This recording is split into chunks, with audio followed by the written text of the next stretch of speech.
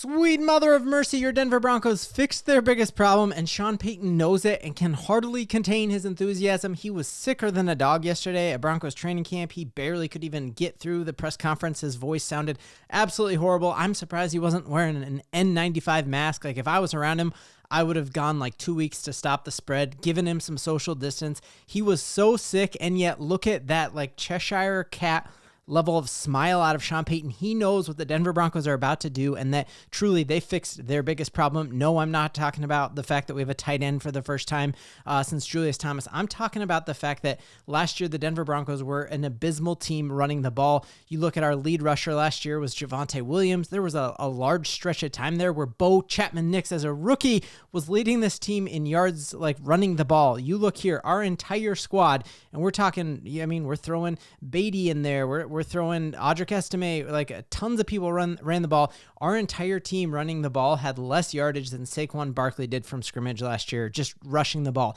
It has got to be fixed, and I think the Denver Broncos have completely fixed the problem. And truly, like, had I known all of these stats ahead of time, I would have told you right away that Sean Payton was not going to draft a running back in the first round. So I went back through and I looked at all of Sean Payton's numbers of how many yards rushing each of his running backs have had.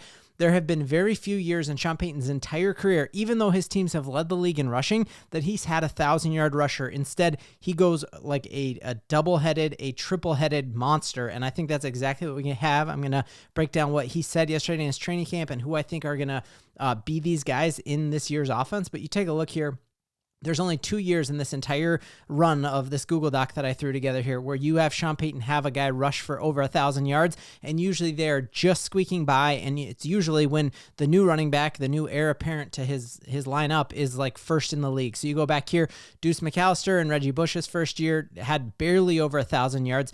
Then you go Reggie Bush's second year, and now you get to where I think this is going to be what we have this year with the Denver Broncos, with Jaleel McLaughlin, with Audric Estime, and obviously with RJ Harvey. And I'm going to show you a couple things he said that made me think that. Drafting RJ Harvey, a lot of people thought, oh, that means Jaleel's off this team. That means Audric's not going to get the carries. Absolutely not. We'll break down why. But just looking here, this is the perfect split. You look at this year, I think this is the year that had me just like crazy hyped, where you have three runners who are fantastic, all get the ball over 100 times each season, and I envision that being what Sean Payton does this year.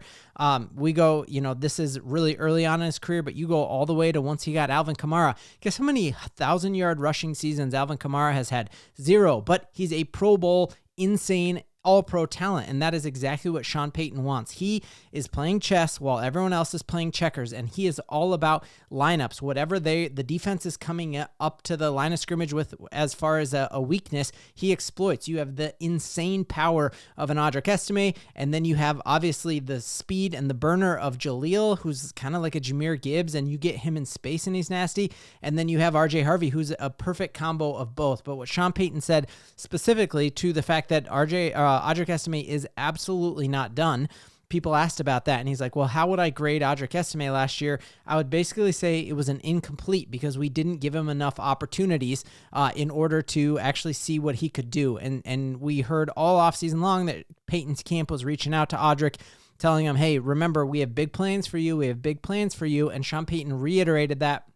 Kind of coming out and saying he's the type of back that requires enough touches, and just like we've seen Sean Payton's entire career, it is running back by committee. There are certain positions in the NFL, like quarterback, where if you have two of them, you really have none of them, but Sean Payton cannot have a good enough running backs, and the fact that we have three, that is not going to negate from the fact that RJ Harvey is going to be a beast and be a game changer. Sean Payton is going to absolutely spam any mismatch that comes his way.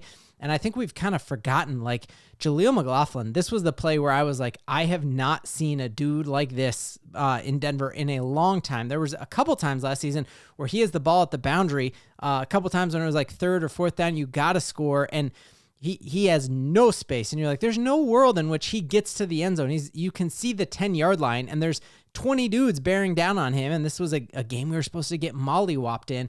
We see him do this multiple times, and I think Sean Payton is absolutely going to have a field day with him this year, and knowing the fact that he's just got all of these different types of punches, and it's going to be a jab, right hook, and that's, what order that is, we're going to see how that plays out. But, if I was the Raiders who drafted Ashton Jeanty, if I was the Los Angeles Chargers who drafted Omarion Hampton, I'd be a little worried about it, because if one of those dudes goes down, you are in massive trouble. And that is where having a committee of guys who all can play and all do different things is fantastic. Remember this game when we mollywopped the Panthers? This is going to be kind of how all of our games look this season. Most Denver Broncos running backs, no way. Again, you are basically at the 9-yard line there with guys. You don't have an angle. He should have no business getting in the end zone from there. And he just makes dudes look silly out there, puts them on ice skates. I think this is going to be phenomenal. And RJ Harvey is every bit as good as advertised. Taking a look at how he looked yesterday at training camp got me wildly hyped. And we're seeing a bunch of guys who cover the team and former NFL players come out and say, oh, he's as good as we were hoping and very different than the skill set of Audric Estime. This is Nick Ferguson, Denver Broncos safety great. Look at these jump cuts here and like how liquid his hips are. Like it is just crazy, and a definite different skill set than you see from any other running back on this team.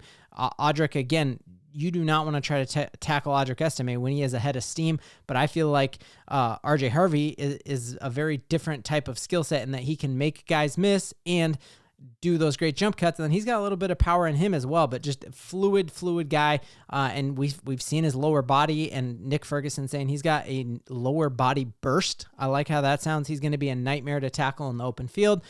This was the big takeaway from Ryan Edwards, who works for KOA, that basically like RJ Harvey looks outstanding in space, impressive burst, shiftiness. Look forward to seeing him with pads on. We see another guy covering the team talk about that he is every bit as advertised, and on one play he had a jump cut that turned into a spin move that would have been a double-digit yardage pickup. Like he you know, the talk about him coming into the draft was he can make a dude miss in a phone booth. Like you're like, oh, it's just me and him. We're in this phone booth. I should be able to get hands on him. Yeah, good luck with that. And I think we see that and should be really, really excited. This was the video, I think, that made me most excited with his moves. Like, look at how much space his jump cuts cover there and how shifty with it he is. And I think this is exactly what Sean Payton did by design. It wasn't like, oh, Jahdae Barron was there and he panicked and drafted him. He knew, like, who's Tim Hightower? Like, when was the last time we heard, I guess I have heard Tim Hightower. There was one guy on here who had like a ton of yards that I don't even remember, like Mike Bell.